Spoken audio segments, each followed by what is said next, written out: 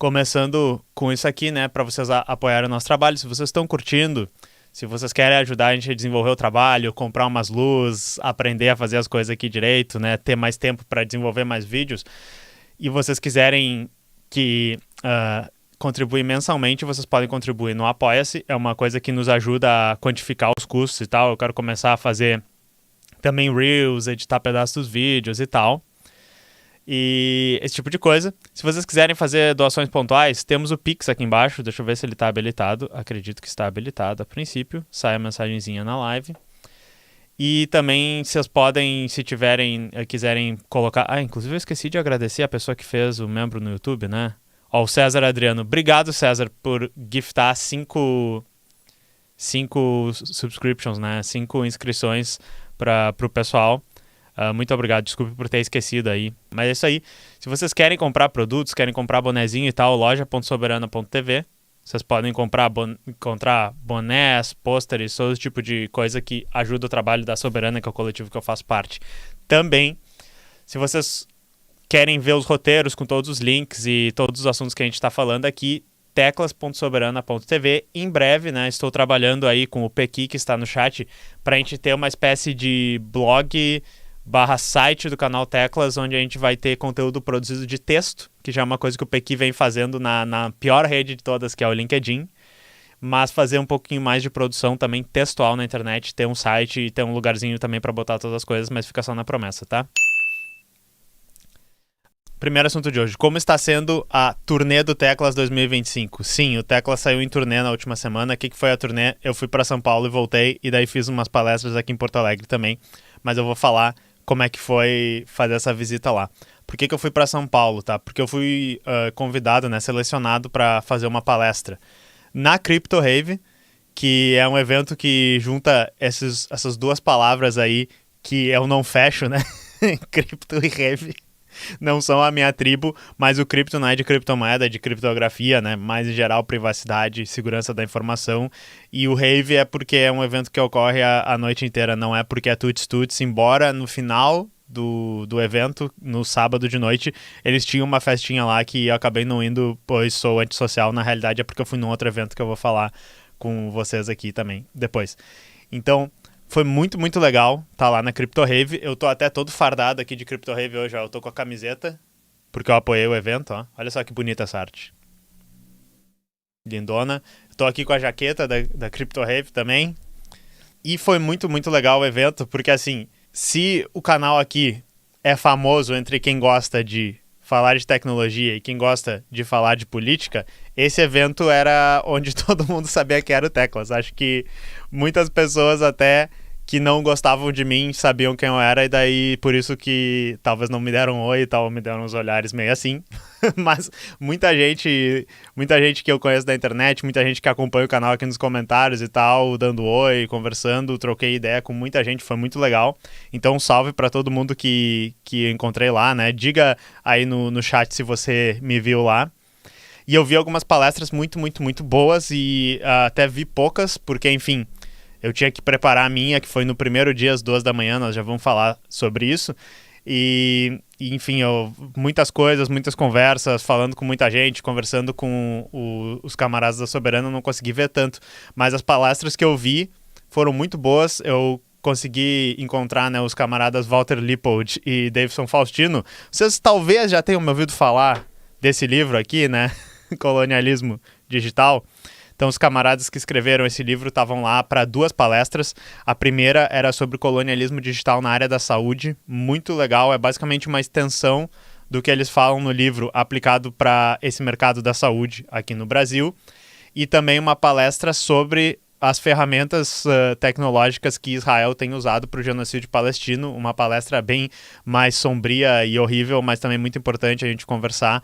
E daí eu vi algumas outras perdidas, conversei com alguns camaradas e vi também a palestra do Sérgio Amadeu, falando sobre um esforço que eles estão tendo de criar meio que um framework para desenvolver uma inteligência artificial brasileira colaborativa e tal. É interessante. Depois vocês podem procurar lá na grade das palestras para ver como é que ele estava falando, né? Não consegui, infelizmente, ver a palestra do Sérgio Amadeu do lançamento do livro dele, Tecnopolítica. Ele, inclusive, me convidou. Porque quem não sabe é meu chapa. Sérgio Amadeu já participou de evento que eu organizei, já fomos em blog, sabe? Já fizemos um react aqui. Mas, enfim, ele convidou, vai lá ver o livro, eu não podia. Eu vou explicar por quê, né? E algo interessante também é que, assim, gente, o evento estava totalmente infectado pelo vírus do comunismo. Eu tava procurando a sala Aaron Swartz, né? Porque todas as salas têm nome de... Tinha Aaron Swartz, tinha Tulia Birra, tinha Chelsea Manning, que foi a sala que eu falei lá. E daí eu queria procurar Aaron Swartz para ver uma palestra. Daí eu botei ROM, assim, e daí já foi para uma palestra que era um Spectro Honda, o não sei o que. Eu tipo, caralho, todo mundo falando de tomar os meios de produção, todo mundo falando, porra, capitalismo é uma merda e tal. Realmente a Crypto Rave estava totalmente comunismo pilada, né? É o outro tipo de Red Pill. E obviamente a minha palestra, aqui tem uma fotinho minha, olha só que bonito, conversando lá. O nome da palestra era Não Estamos no Cyberespaço, Estamos no Brasil. E, em resumo, o objetivo dessa palestra era falar sobre o trabalho de militância que a gente faz no canal, sobre o trabalho de militância, né, que eu faço junto com o Coletivo Soberana, e responder aquela pergunta de é comunista e tem computador, né? Basicamente isso. E não só isso, né, mas eu queria meio que fazer uma síntese do que eu acho que é importante a gente focar no nosso trabalho de militância comunista na internet, e o título tem todo a ver com isso, e obviamente é uma referência a duas pessoas, ao potencial criador do Bitcoin, com essa frase de nós estamos no cyberespaço, e ao maior comunista do Brasil, né, João Carvalho, quando ele diz estamos no Brasil. Mas enfim, em breve teremos a palestra gravada no canal.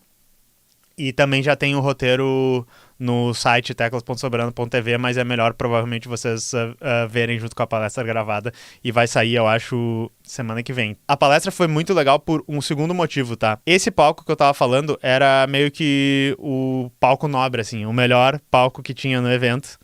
Só que foi no horário não nobre, né? Foi às 2h, porém tava lotado, todo mundo que veio lá tava muito afim de conversar, fizeram várias perguntas, nós gravamos tudo, e então eu me senti muito querido, e por isso que eu disse também que o comunismo parece que cresce aqui, tá?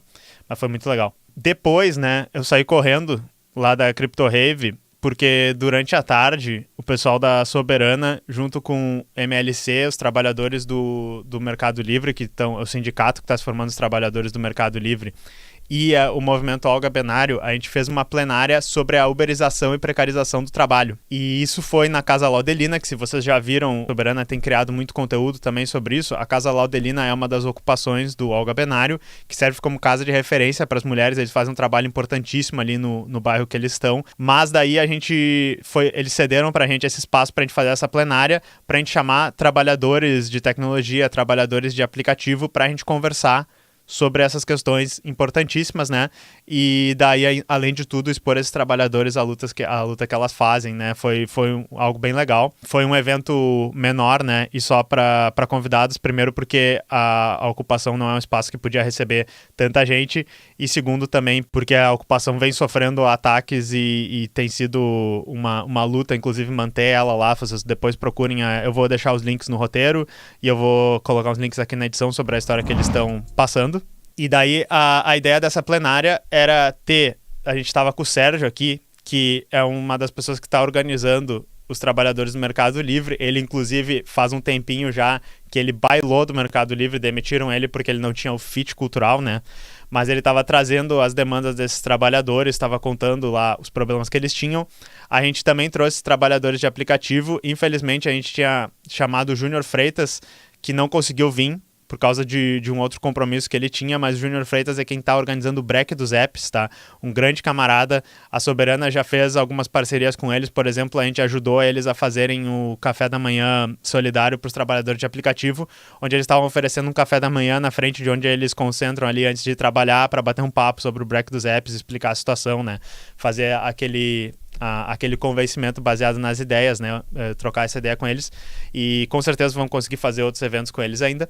Mas foi muito legal o papo aqui, E daí também tem uma fala minha, uma fala do Sérgio gravadas e as conversas que a gente teve com as pessoas sobre essa questão da uberização do trabalho. Foi muito legal. Aproveitando que a gente estava aqui, né, para não perder o bonde, o Sérgio estava relatando uma situação que os trabalhadores do Mercado Livre estão tentando fazer uma negociação, né? Estão tentando juntar o sindicato para fazer uma negociação para melhores termos dos contratos deles, do salário, melhores termos de horários lá. E eles estão enfrentando um grande boicote, né? Que surpresa, um grande boicote da empresa para tentar impedir que eles consigam fazer isso. E daí eu até trouxe uma matéria do Intercept aqui que vocês podem ler depois, que o título é basicamente assim: chefes do Mercado Livre lotam a assembleia do sindicato para votar contra, né, o sindicato. Então, basicamente, eu peguei uns pontos aqui, ó. A assembleia sindical ela foi invadida pelos chefes e gerentes que eram favoráveis a um acordo pior. Então, eles chegaram lá basicamente e disseram: esse acordo que o sindicato está querendo, que tem termos melhores e tal, a gente não quer eles. Os chefes lá vieram. E daí eles foram tudo de bando e queriam votar contra o negócio. O sindicato, o que eles estão pedindo, tá? Eles pediram a redução da jornada para 40 horas semanais, eles agora têm 44, reajuste de 8,87% e aumento nos vales alimentação / refeição e respeito também ao home office, né? Que a gente sabe que o home office é aquele negocinho que depois que a gente descobriu que é melhor trabalhar de home office, pelo menos eu acredito, é melhor para mim trabalhar de home office, eu me sinto mais produtivo e não preciso pegar trânsito, é muito melhor, né? Mas a gente sabe que as empresas têm N motivos para querer reverter isso, a gente já falou algumas vezes, e eles também estão lutando pela manutenção do seu home office, tá? Os funcionários lá também estão denunciando que eles têm uma cultura de repressão e da organização trabalhista, que nem diversas empresas, com represálias como mudança de time ou avaliação negativa ou demissões, né? Que nem potencialmente pode ter acontecido com o nosso amigo. Eles também fizeram um negócio que a gente falou aqui na live há um tempo atrás, tá? Bem no início do canal. Eles transferiram a sede do Mercado Livre para Santa Catarina, tá? E daí isso fez com que os trabalhadores tivessem que ir para um outro SINDPD, um outro sindicato deles, que tinha acordos muito piores, e daí de uma hora para outra os trabalhadores perderam vários direitos deles e perderam o potencial de negociar porque foram para um sindicato menos combativo e que tinha uns acordos piores, tá? E daí tem que lembrar algo que o Intercept traz ali, né?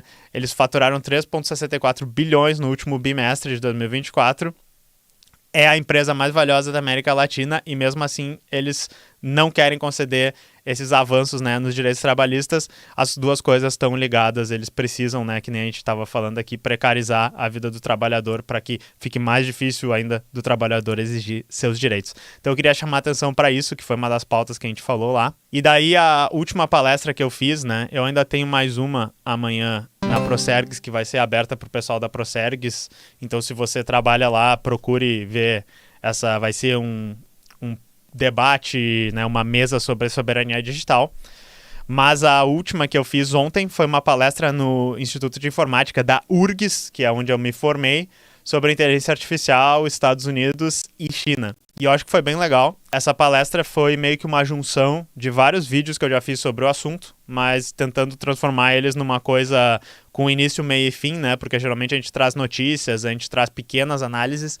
Então eu juntei uma coisa sobre o início do campo da IA, o desenvolvimento da IA nos Estados Unidos, o desenvolvimento da IA na China, como está hoje, e essa guerra fria entre os dois. Mas então, essa também foi gravada e em breve também estará no canal, né? Vamos ter uma semana inteira no canal com as palestras e falas que eu fiz. Beleza? Então, esse foi o tour do Teclas, né? Crypto Rave, plenária lá na Casa Laudelina. Depois a palestra na URGS, e para quem é da Procergs, teremos mais uma palestra amanhã, né? Mais uma fala lá e um debate com os trabalhadores.